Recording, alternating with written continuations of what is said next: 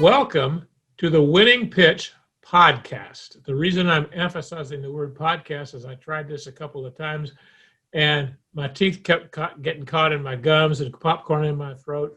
So whatever can go wrong will go wrong because I'm a living example of Murphy's rules. So anyway, here's a friend of mine. His name is Troy Millikan, and he's going to introduce himself, tell you what kind of business he's in, and then I'm going to start interviewing him. So go ahead, Troy. Tell us who you are. Tom, thank you so much for having me. Troy Millikan. I reside in Greensboro area, North Carolina. So right now, I am a second-generation leader, entrepreneur. My dad started the company that I work for in 1986, and I was born in 1985. He started it just not long after I was born, obviously, and so that took a lot of guts. And so I get my entrepreneurial spirit from him. But I work for him. I run our HVAC service division. Right now we have 2 locations, one here in Greensboro and one in Wilmington, North Carolina. We have added Wilmington 2 years ago, so we're very fresh down there. But we're definitely over $1 million this year. We should be probably close to 2, I'd say, when it's all said and done, and just increasing from there. So, I started running our service division in 2015, whenever we was just one location and we was about $2 million in revenue. This year we're 2 locations and we'll be somewhere between 4.5 and 5 million. It just depends on just a few little variables, but we'll be anywhere between that range right there. And within 5 years, my goal is to have it at 10 million. So growth is definitely paramount. So what do you attribute that growth to? One, good people, good culture. We have had some shakeup over the last year and a half to really have to weed people out that don't fit the culture and stuff, that don't row in the right direction. So really it's just people, culture, and setting the right expectations for the people coming in and stuff. Leading by example, I say is a very good. My dad used to call that step culling the herd. Yeah, there you go. Yeah, that's exactly right.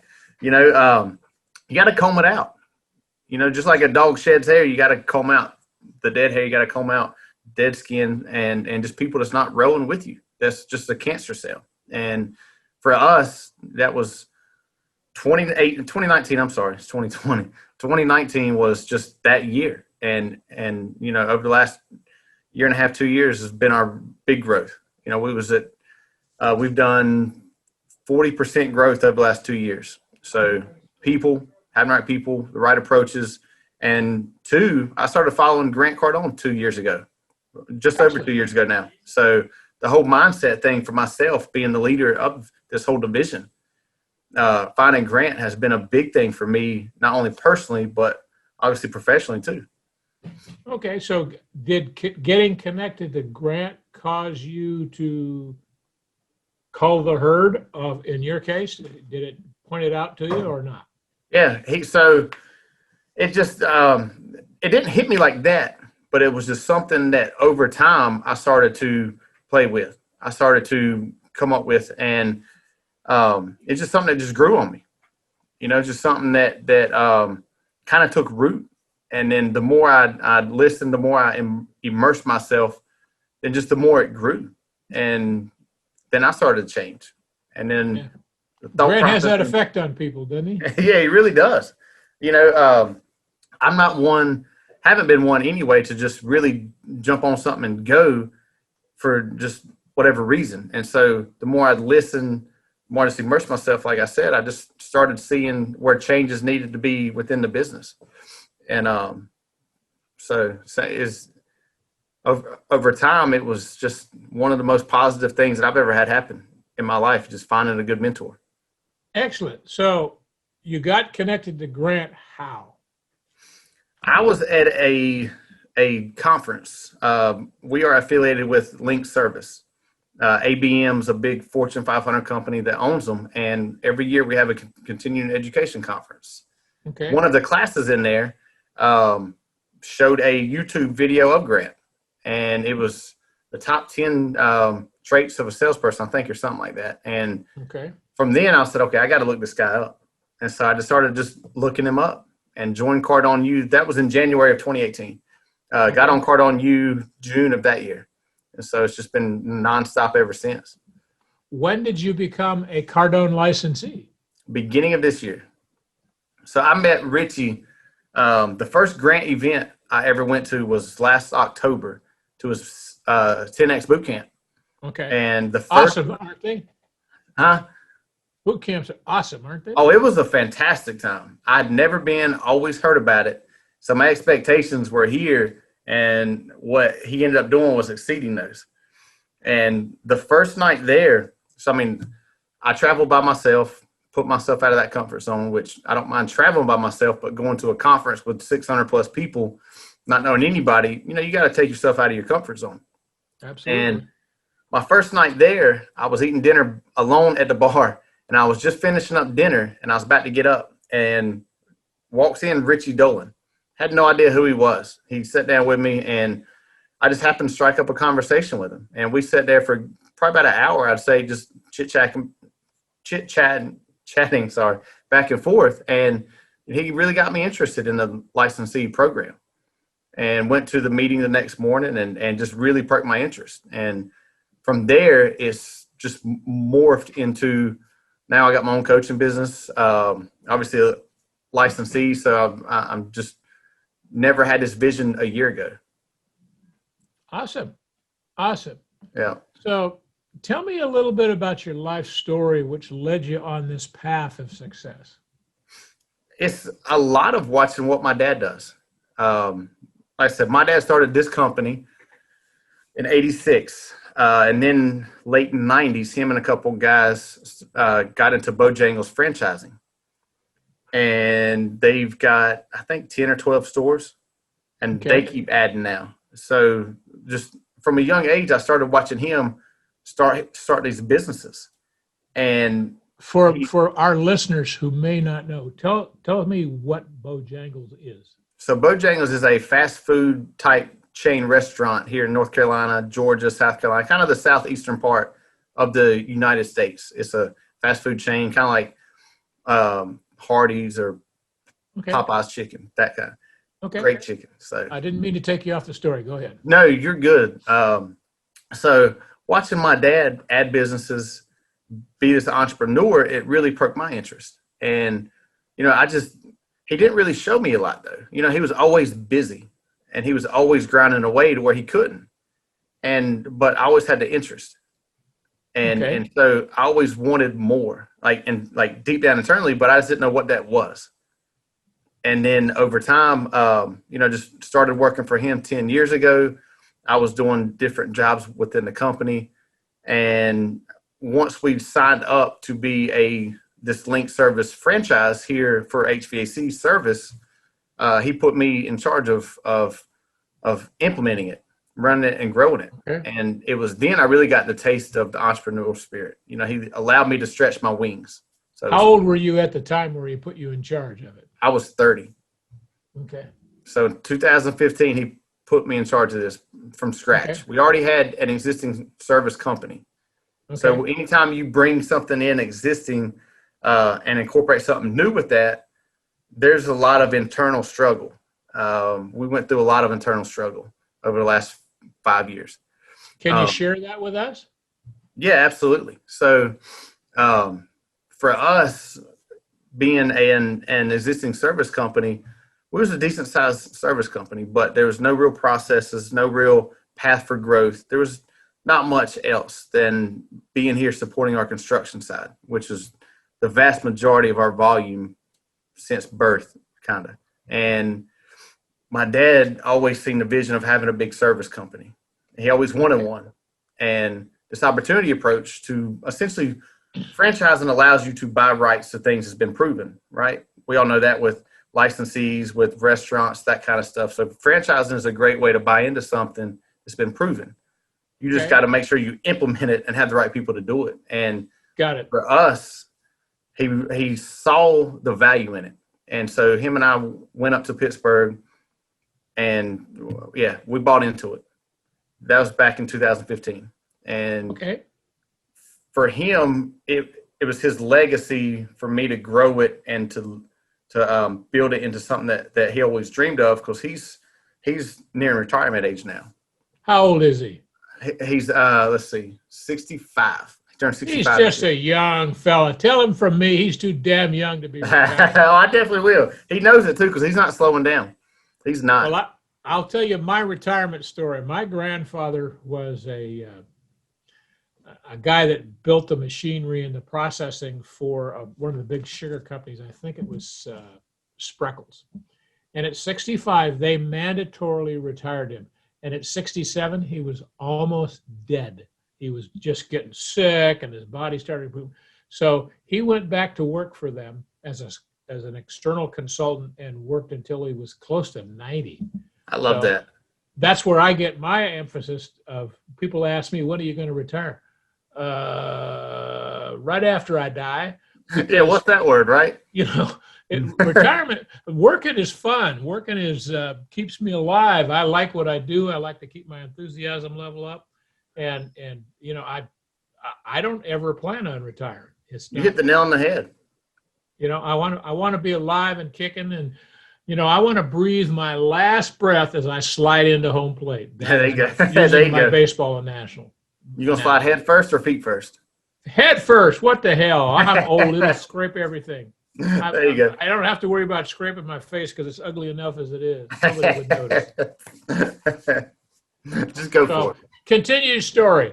So, you know, we bought into this franchise, and my role was to implement it and grow it.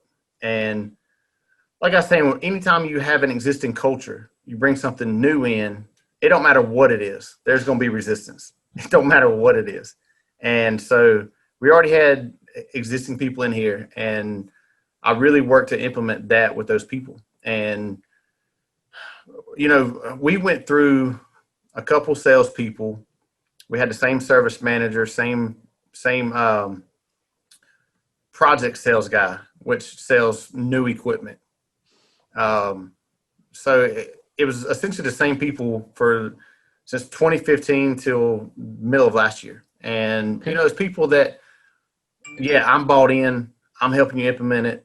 I'm right there with you, right? I'm in the trenches with you. And you really believe people like that. You really at least want to. And for us, it turned out to be where they were not in the trenches. They was building their own trench over there while saying they was right here. And you know, there's just a lot of things that went on there. They was building their own business. They was not.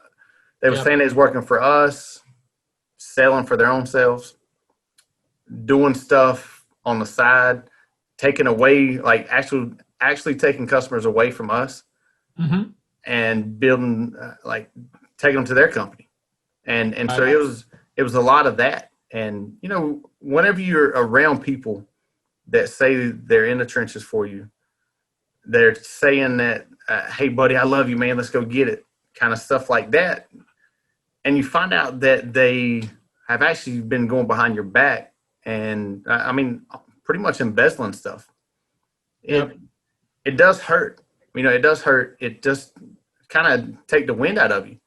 But at the end of the day, I knew the other people that was with us, I knew they was with us for good. You know, got some great service techs and stuff. And I believed in my vision and my mission. And I kept persevering. I kept pushing through. Got rid of the service manager, got rid of the sales guy, 2 sales guys actually, and got rid of our service dispatch. And so started off fresh. Are they all four? Are all 4 of them working together in their own company now? Yeah. Yep. That's what we even had 2 service techs leave also to go over there. So looking back on it, we got new people in now. Looking back on it, I see where I failed to see stuff. And like Grant says, a lot of times you got to fire people to create a better culture. Can't remember how exactly he said it, but he said it at the mastermind this summer about sometimes you just got to cut people loose Because chances are they've already quit regardless before you even do that. But you got to cut people loose to build the rest of the team. And well, they need to see that you're enforcing your culture, because if they see Joe's over here working at 50% and they're working at 100%, that the people that work 100% will never create enough push on the 50%ers to go up. What will always happen is the 100%ers will go down. Yep. And I'll tell you another secret I learned very young in running the business is that when you let someone go and you find out they've been working against you, and you'll find out immediately that you can sometimes not replace them and your business will get up, because for every person who's in your boat not pulling on the oars, they're consuming the entire output of at least 2 other people. And when you start to do the math on that, you realize that the reason why anything isn't going, the reason why graphs aren't going up, is because somebody in the business is holding them down. That's the only reason for that to go, because an owner's not going to have that. An owner wants businesses to grow. An owner wants, unless he's crazy, you want more income, you want more space, you want more clients, you want more relationships, you want more time, whatever that takes. And that's all about bringing in people who want to get on the same page as you, because they know they can feel the momentum growing and you're going to be there with them in the future. It's all about viability. So what do you attribute, what happened to you when you were a kid, good or bad, that has made you the person that you are now? I think for me, it was playing sports. I played baseball growing up. And so I learned the teamwork philosophy there. I'm only one guy, one position. I'm only one guy going up to bat out of 9. I can't do it alone, but I got to pull my own weight, and then leading by example. My dad was very, very good about leading by example and instilling that in me. So didn't really have anything bad happen, but just the good examples that was set just stayed with me. Give me an example of something that was a good example for you. And be very specific about it. So people are interested in your story, Troy. So, I have a very good example that it started in the mid 90s, but it actually played out around 2011. So, okay. Just to give you a good example of the kind of guy my dad is and the example that he set. So in construction, we do just brand new buildings. We did one hotel here in the area, and the people that we had working for us then was an anchor, right? It was that person that wasn't rowing, and so they took shortcuts that we didn't know about until 2011. And what they did was whenever they was installing piping, they installed the wrong size insulation on there. And whenever you do that, the pipe will build up moisture and it starts to rust. So as that pipe rusts, it starts to leak. It starts to leak water. Yep. We all know what water does once it gets out of the pipe and stuff. It causes a lot of havoc. And, it was 2011-ish that the pipes really started to show. And whenever we do construction, warranty is a year, just 1 year. And this was almost 20 years later. It's about 16 to be exact, but it was almost 20 years. It's definitely well out of that 1 year time frame. So pipes started to rust and stuff. And I'll never forget this meeting I was in with my dad and the owner, a couple other guys from his company and ours. Was up there discussing everything. And the owner flat out asked my dad, how much is this going to cost me? My dad said, it's not going to cost you anything. We made the mistake. We put our name on it. We're going to fix it. So as this stuff comes up, we're going to fix it. We're going to address it then. We're going to fix it right because our name was on it. So, that's the kind of integrity and ethics that I was shown from a young age there. So that's the best example that will always stick with me. I give it all the time because it's just the best example, like I said, that shows you the kind of person that I grew up around. Did it turn your business in 2011 upside down? Not upside down, but the whole project, it cost us 6 figures. I don't know the exact cost, but it's a 6-figure cost to us. We're still alive and healthy as a business now. We've gotten some good things from it, but it's just when you do the right thing, right things come to you. And even if it had to cost us the business, I still feel like my dad still would have done it because it's the right thing. Got it. So you didn't know this, and I didn't know it about you, but my dad was also a contractor, so we have very similar backgrounds. Yeah, no, I didn't know that. The biggest thing I learned was I didn't want to be in the construction business. It just, Yep. it just, nah. I'm kind of lazy, and I don't like to be out in the hot sun. I didn't want to be one of the workers. And we used to build, what do you call a group of houses that you put together? Apartment, multi. No, it wasn't just houses. They were all houses.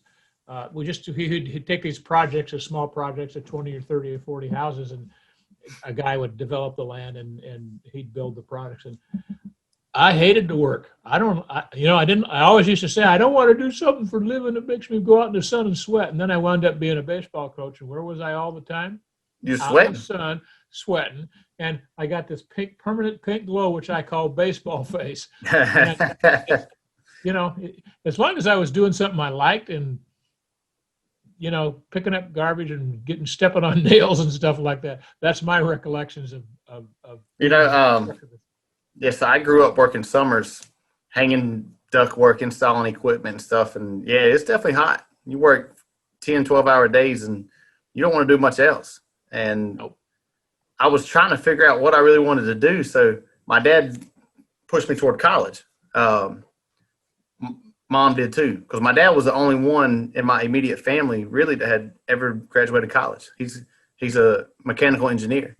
Okay. And so you'll like this story. So I thought I want to be an engineer. What am I going to do with my life? I said, okay, I'm going to go be an engineer. So I started out in college. I went 3.5 years at A&T here in Greensboro, and college I didn't focus on. It was the time of my life when I was more worried about what I was getting into that Friday and Saturday night, sometimes Thursday night.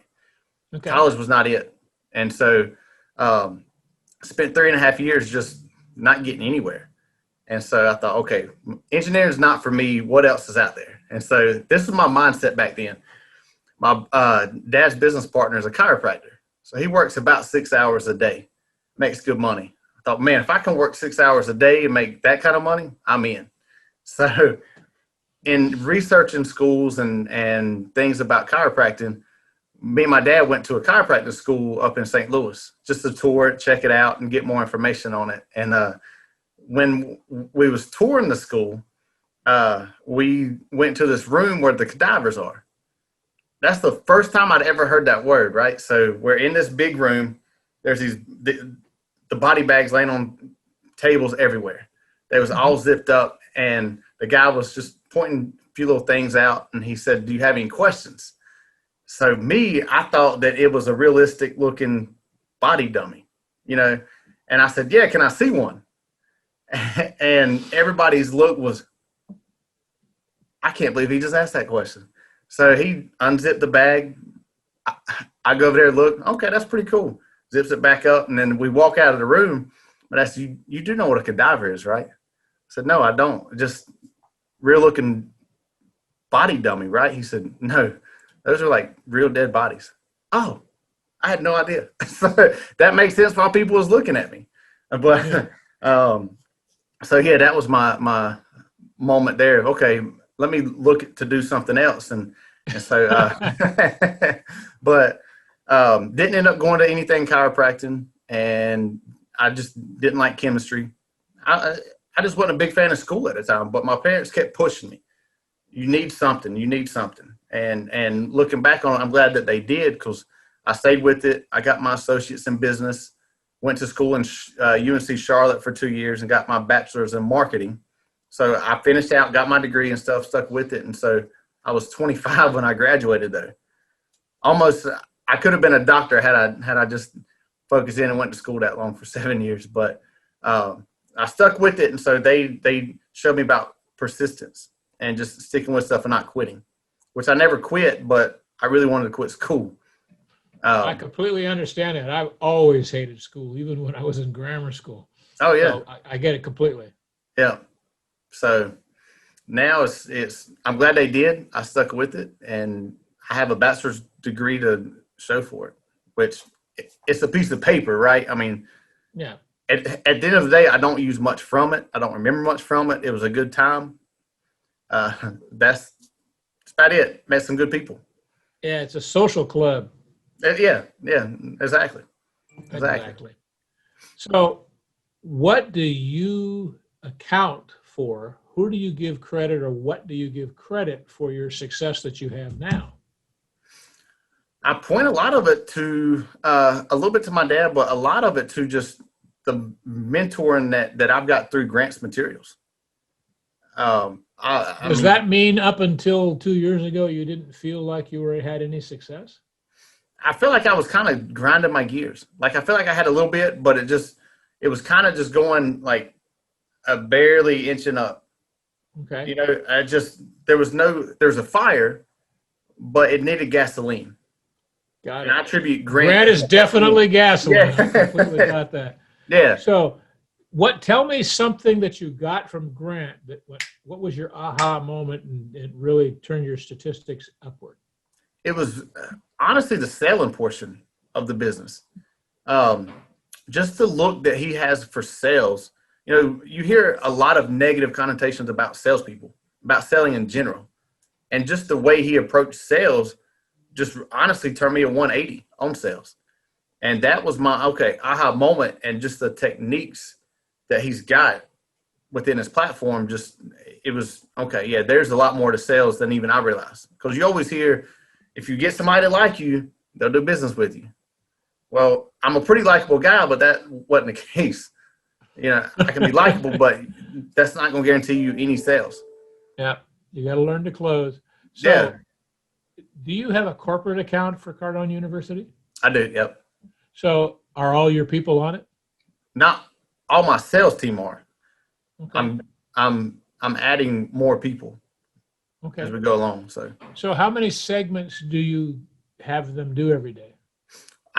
4 to 6. Okay. 4 to 6. So Awesome. it's still a struggle to really get them focused on it. It's been something that I've really been working on my coaching with them, because we have daily sales meetings and we look at the reports. I tell them the reports, and if they're not on track, I tell them, guys, we got to pick it up. This is your foundation. This is your livelihood. I can't do it for you. You know, you got to do it for yourself. Yep. So it's like any good coach knows, I'm not going to do it for you. I can lay the path out. I'll teach you the drills, because I don't know if you knew this, but I coached high school baseball for 4 decades. And, you know, you got to put the discipline in, and the coach is there to explain to you and teach you how to do the drills, but you got to show up every day and you got to do it.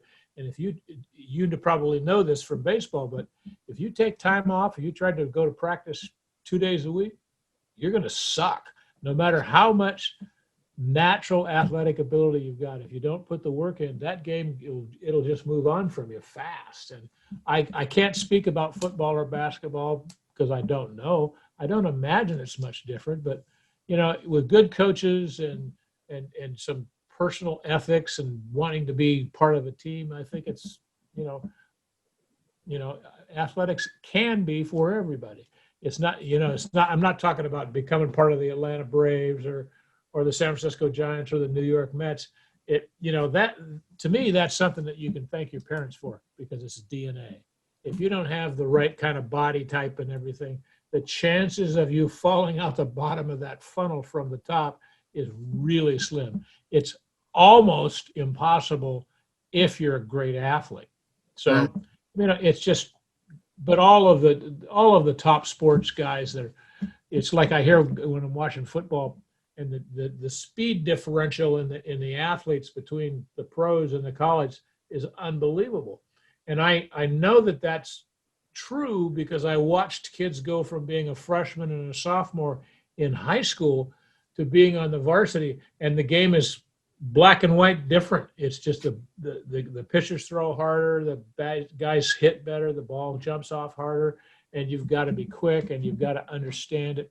And it's impossible to play athletics by trying to think. You have to teach yourself muscle memory so that you can react to things fast. So, and it's not any different in the sales thing. You put in daily discipline, you do the drills every day, you do the role playing every day.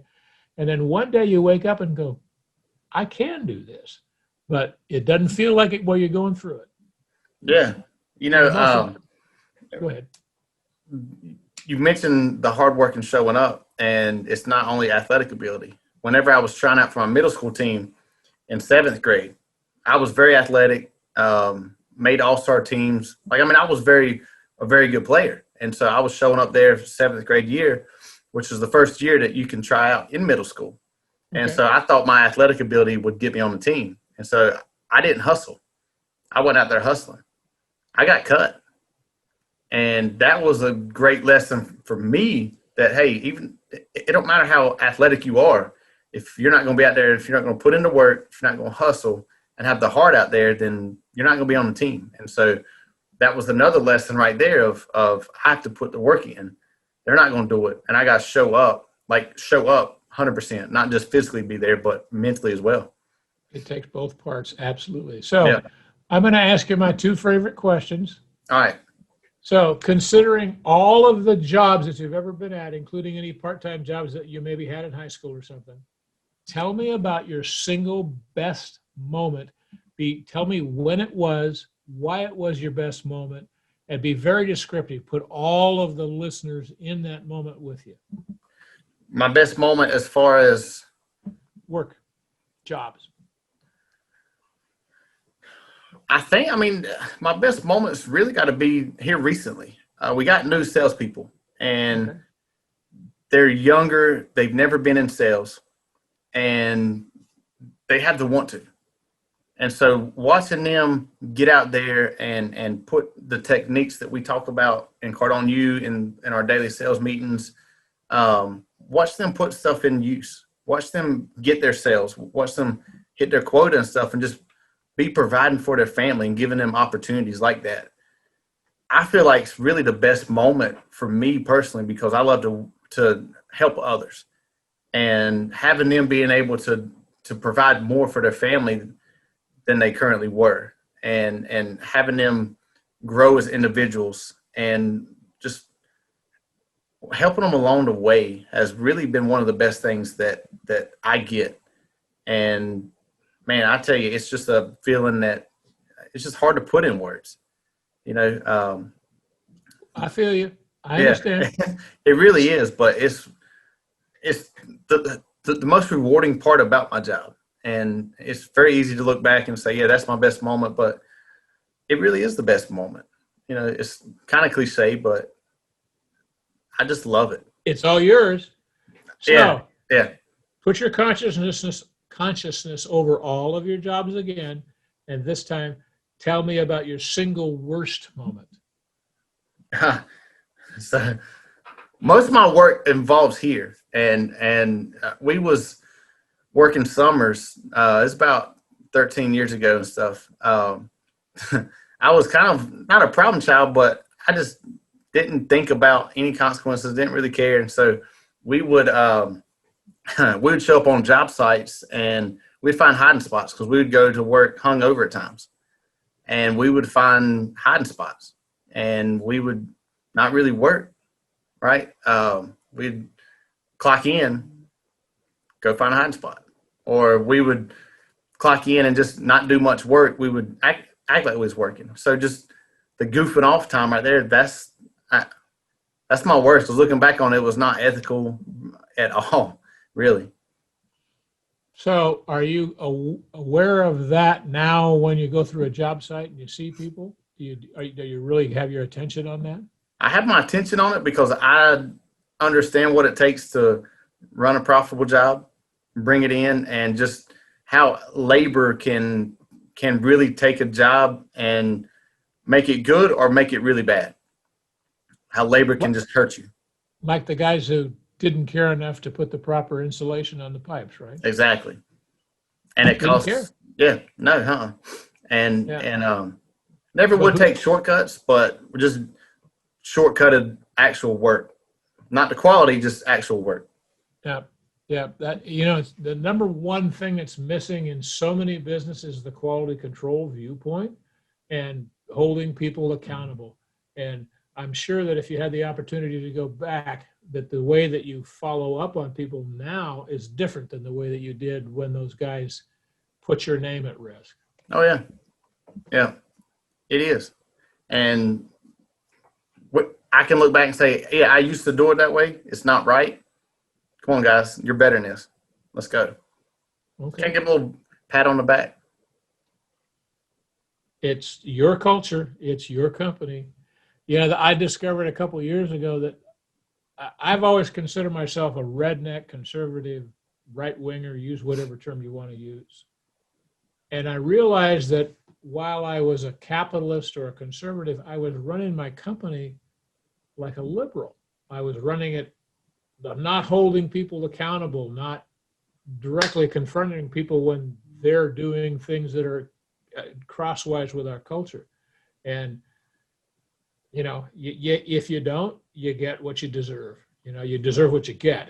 It's just, you've got to always have that right here.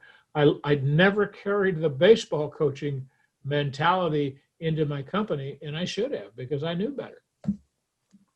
Yeah, it's, sports is, you can interweave sports into a lot of stuff. Absolutely. You really can. And the expectations I have learned when placed on people, laying out the vision and expectations go a long way. And for me, whenever I do that, I can then address disciplinary issues in a different way. Yep. I don't like to jump and scream and get down anybody's throat, but I do get my point across also. And as long as I'm laying out expectations, they know what to expect. So if they're not meeting that, it's okay, what's going on? Then it's a different conversation. Yeah. And it's, for us, it's just been a lot better, and it creates that, it's helped create our great culture that we have now. Well done. Well done. We have written procedures for, I want to say all, but there's no such thing as always and never. So most of the things that we do. And when somebody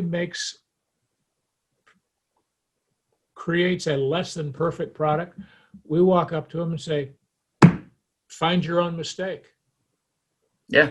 And then look at where you deviated from the procedure, because this procedure is the result of years of trying how to do things and figuring out what works and writing it all down, so that in the training, everybody is now pretty much, well, we're not taking away their self-determinism, but they understand the path that the people before them created and walked down. And so that's what the procedures are for. And it always amazes me that when new people come in, they think they've got to get to the point that they know the procedure so well they can operate at it. And I always tell them, no, I'm not the least bit impressed that you know all of my procedures so well, because if you just operate with the procedure, you'll never make a mistake. And that's what I want from you. Do it the way that all of this, repeat the successful actions and repeat them and repeat them and repeat them. And if you try to do them out of muscle memory or whatever it is, you increase your own chances of making a mistake. Yep. And then secondarily, I never answer anyone's question. If someone comes to me and asks me, what do I do with this? I always ask them the same question. What would you do if I wasn't here? Because I want people to learn that they have access to all the information, and to learn that they can think their own way through problems, or, they've got a place to go to find the answers. And because we're in the business, we're in the aviation tax business, for those that don't really know me real well. And it's all written down, and it's cataloged, and it's all there. If you want to know, just go look. Don't come in and ask me, because I found that that's the best way to teach people, is make them, or encourage them to figure it out themselves. And it's not like they're not standing on the edge of a building that's 100 stories tall and they're going to fall down and go splat. I mean, it's not that kind of danger. Yeah. And it's not like we don't train people, but you've bothered to go through the system of creating a pathway for them. And it doesn't make any sense to me that people, fall out of it or go out and try to do things on their own. But this is planet Earth, broken people, broken planet. And my whole job is to stay around the edges and push them back in the lane. And, it's kind of fun. That's it. I mean, you got to give them that pathway there, and they'll make mistakes. Hopefully they learn from it. And well, if they keep making the same mistake, then at that point you have a different problem. If you're making the same mistake over and over. I remember that I had a kid ask me one time, he says, Coach, one of my baseball players, Coach, why are you always criticizing me about the same thing? I says, I'm going to keep criticizing you about the same thing until you fix it. Yeah. When are you going to figure it out? I'm a coach. I'm supposed to keep you in the lane of what you're supposed to do. I've clearly laid out for you and all your teammates the way to do this. And you're deciding to try to swim while on the shore. Why do you do that? And it's my job to keep you in the water. And he kind of looked at me and he goes, oh, I never thought of that. I said, you're in 100% control of me saying that. If you want me to stop telling, and I don't remember what it was. It probably really wasn't something that was that important, but it was constant with him. It was almost like an automatic. I'd see him coming and I go, hey, come here. And I'm going to criticize you. Why? Well, because you're getting ready to do this. I'm trying to make it simple, but it's, I have a policy when people say they're sorry. Don't tell me you're sorry. I don't want to hear sorry. Just fix it. Don't do it again. And because I'm like you, I don't like to scream and yell. I don't jump up and down. Dallas has been working for me for several years, and she never, ever saw me scream and yell until the last move and the Xfinity, I'll call them out on this podcast, broke everything that they promised that they'd do for me. And they just, every day they'd come in, they'd send a guy in to fix it. My phones would go down, my internet would go down. Well, that's what you do for me, Xfinity, is I have to have my phones to be in business and I need the internet. So fix it like you told me you were going to. Anyway, so much for my rant. I let that get out of control with me. In fact, I made this long video, about 15 minutes long, about all the things that I hated about Xfinity, but I didn't send it out because I figured the way Grant feels about haters, that it'd probably help him, and I wasn't going to do that. They pissed me off. But, it's really simple to fix. Just when you tell somebody who's going to do something, just do it. Don't make excuses. I know you didn't make the mistake on purpose, because if I knew you were making mistakes on purpose, you wouldn't be working for me. Or I'd ask you my favorite question. How long you been working for me? Not counting tomorrow. Yeah, exactly. You don't fit in.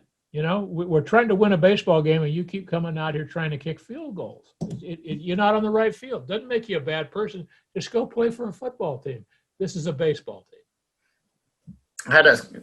We have conversations like that with my sales team, because they get the vision of these big sales, and it takes a lot longer. And if you don't get it, you're out. And so I'm like, it's the same conversation. You guys got to fill the gaps in.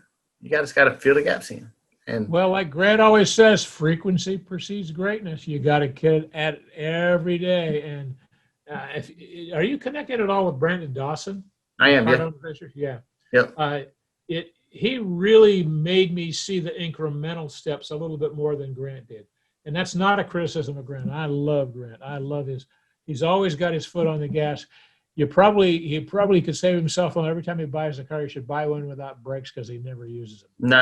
No. And it just, it's two different viewpoints. Both of them have used their own particular viewpoint to become very successful.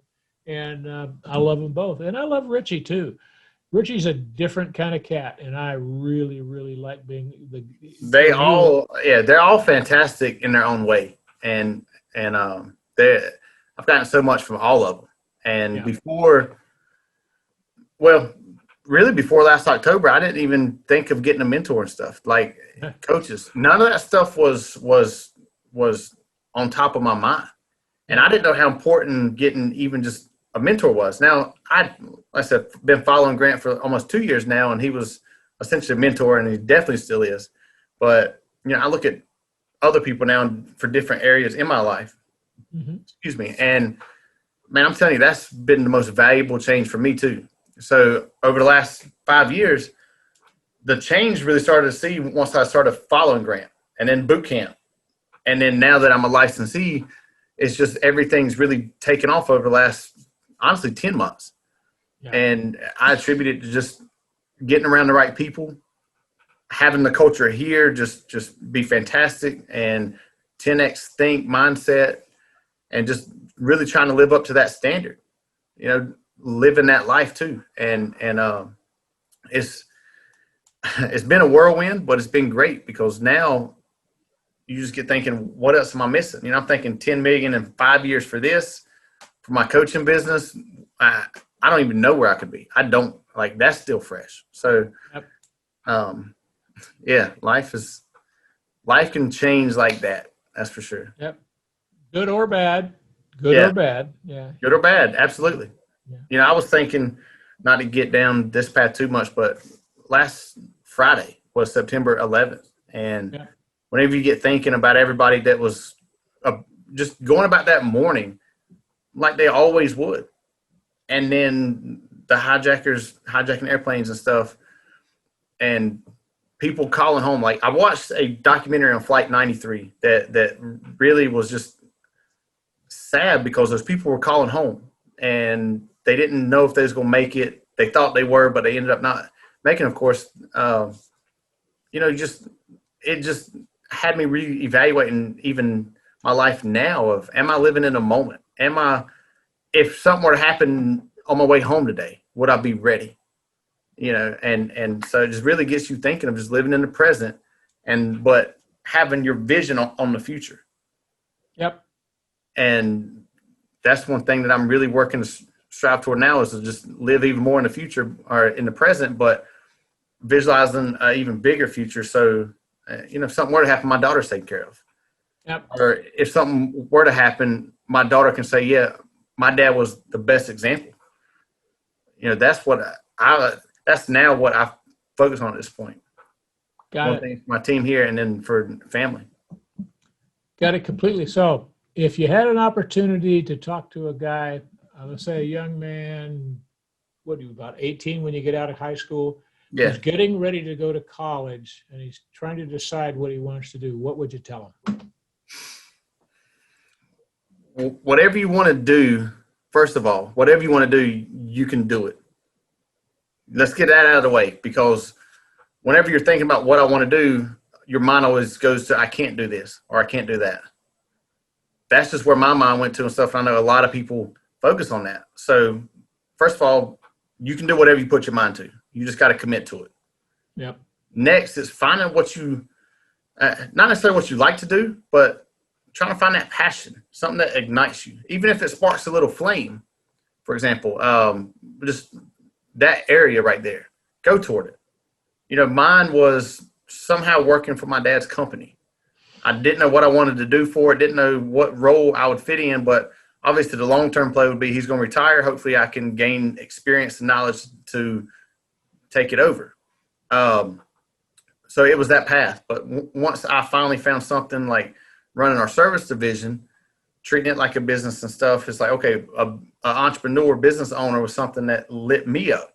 And then helping others along the way on my team lit me up. So find something that sparks a little flame, and then go toward that area to see if there's any way you can just ignite it into a bonfire. And if it don't, find something else. A lot of people get stuck. Yeah. A lot of people get stuck in doing things that they hate, and they complain and whine about it, and it does no good. So don't be afraid to try something out, not like it, and then try something else out. But don't feel like you got to be stuck. I agree with that 100%. In fact, I saw something recently, and for a guy who's my age, recently could be any time in the last 25 years, that people who graduate from college, the most of them within 7 years are doing something totally disrelated to what they went to college for. And I think all of us in life kind of, you're going off on this, what you think is your trajectory, And again, those decisions are being made by a 12-year-old or a 14-year-old or a 17-year-old kid. And then as you get into life, you get little feedbacks or little pieces about it. And yeah, I don't want to do that. I don't want to do that. And so it doesn't make you wrong. Just try stuff. It's like Thomas Edison has found 1,000 ways or 10,000 ways to not make a light bulb before he found out a light bulb. He just didn't stop. He saw it in his mind and he knew it could be done. And so he just didn't stop. So thank you for your time today. Thank you for sharing your story. Is there anything you'd love to say to the entire planet Earth at this point? Man, I appreciate the time. I really do. Look, we all get stuck in what's going on in the world. We all get wrapped up in that. My advice is to just block that stuff out as much as possible because it only weighs you down. Don't allow stuff to weigh you down. Be positive. Approach things with a positive mindset, and your life will be transformed forever. How you approach life, how you approach every day can transform your life in so many ways just by having a positive attitude and that right mindset. And again, whatever you put your mind to, you can accomplish. Just commit fully. Just commit fully. And I will tell the whole world that this guy is a living example of what he just said to you. I can verify that because I've watched him grow so much over the last, we've known each other for what, 7-8 months? Yeah. Yeah, because it's September, so yeah. Yep. You're one of my heroes, Troy. You really are. Man, I really appreciate that. It definitely means a lot. It really does because, growing up, I didn't really have a lot of people tell me that. And so it really means a lot to hear that. I definitely look up to you as well. So keep doing what you're doing. Keep spreading the word, man. I will. I promise.